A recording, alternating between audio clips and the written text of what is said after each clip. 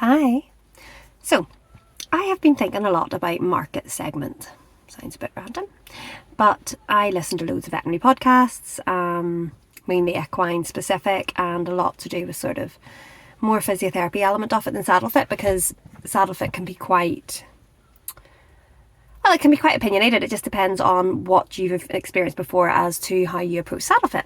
And I was listening to a veterinary podcast today, and it was all about the lumbar sacroiliac, so the lumbar and the sacral joints. And it was just talking about a segment of the market that they had studied with 40 horses, and they were saying how this was quite a large study. And I thought, 40 horses? Okay, because I used to work in insurance, and we would have been doing studies, and it would have had to been over like maybe 40,000 clients to actually be able to say whether or not it was a true representation of the market. But this equine study, a really good study, was done over 40 horses, and they said how it was representing some show jumpers, some dressage horses, some race horses, so it was across all disciplines really. But it was really interesting because the horses all displayed with the same lameness issues, but they had a range of different vets, a range of different physios, a range of different farriers, and they all took a completely different approach.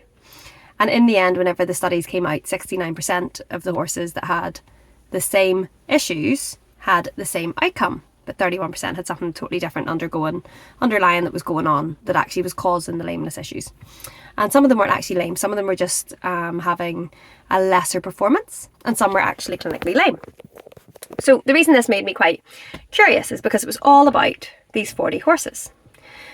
And I remembered that about 2 years ago I had listened to another study, and it was about the same area, the lumbosacral area, and how that had come out. And I went back to listen to that study, and it was done over 60 horses, and similar idea, a good range of the market, a good range of different disciplines, and actually the outcome of that was totally different. The finding was totally different than the outcome of this one. And it made me realise that neither study was wrong. Both studies were correct with the segment of the market they'd experienced. And how when we take a slice of something and analyse it, it's not necessarily going to have consistent outcomes. And I promise this comes back to saddle fit, it does. So this to me was like a little eureka moment, because I was thinking about it, and I was thinking, sometimes I approach a client and they've got different lameness issues and different things, and I have a certain way of sort of ticking it off to get to the stage where I feel the saddle fit is going to be as optimal as possible. And sometimes I get to the stage where actually I say, look, I'm not going to be able to fix your problems here because there's so much else going on that no saddle is going to perform correctly. But I won't compromise on how the saddle should be fitted. So let's say, for example, we overfit and we actually narrow out the front so that we create more clearance, so that the asymmetry in the horse's movement pattern doesn't cause the saddle to slip over and hit the side of the wither. That's one option. The client will go away and say, oh good, my saddle's no longer slipping substantially right, I have more clearance around the wither, I'm so much happier. But yet we've now totally reduced the clearance behind the shoulder, and therefore we've reduced how much the horse can move, and although the rider feels more balanced, it's because they're propped on top, they're not actually sitting around the horse's back, and therefore in those cases I'll get to a point where actually I can't help, and it's quite annoying. And my experience has come from the segment of the market that I have experienced, obviously. So because the segment of the market I've experienced, I've tried different things and got to my outcome, my 69% of that market. This is what's worked. However, someone else, another fitter, might have had a different segment of the market, a different 200 horses or whatever they've seen, and have applied a certain methodology to it and came out with a different outcome. So that said, my point is that neither is right or wrong. These are real musings, but neither is right or wrong. Both saddle fitters will have a different approach to try to find a solution, and their solution might work for 69% of their target market. And I'm only using 69% because this particular study today had a 69% outcome, and that was quite interesting to me. And I thought, what about the other 31? And maybe the other 31%, if they went to the people that did the previous study, would get a result that worked, because it would be a different approach. And as I said, neither's right. It's just a different approach to try to find a way around something that's going on. And there's nothing simple in horses. It's always complex. It's never well, it's very rarely we fixed one thing and everything is better, because normally there's a knock-on effect to that one thing. So saddle is definitely one of those. Saddles can emphasize all of the imbalance in your horse. If your hoof balance is wrong, the saddle will not perform correctly. If you have a hind end lameness, the saddle's going to twist and move. If you even have a slight hind end performance issue, so maybe they're not optimal on one leg and they're performing slightly stronger through the other, you're going to get saddle slip.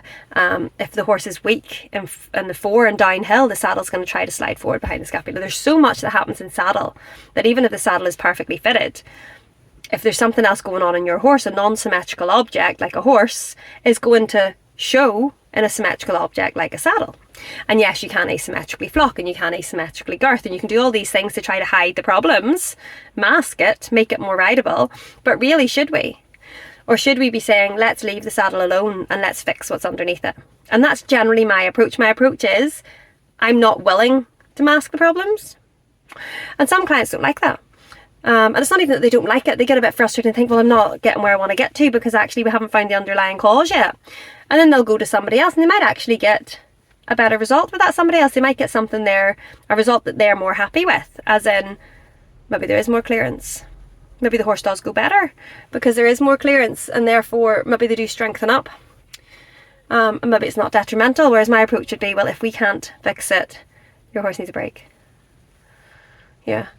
If you've tried everything, if you've went physio, you've went farrier, you've went vet, you've went saddle fit, and nobody can come up with a solution that actually works to get that horse correct, then your horse needs a break. And then you bring it back in and reassess and see where you are. But that's not necessarily the approach every other saddle fitter will take. They might take a different one.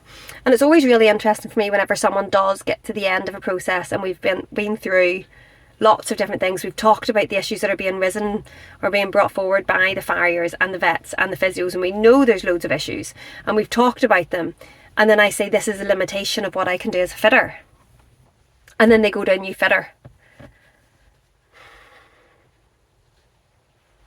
And back to why I started this, if you look at the veterinary podcasts and you look at what's being found out by different vets when they take different approaches, they're not coming out with the same outcomes. 69%. So that other 31% will go to a different vet. That other 31% will probably try another option and try another lead, and they'll probably come to a solution in the end that works for them and their horse. So it's just a different approach. It's not wrong.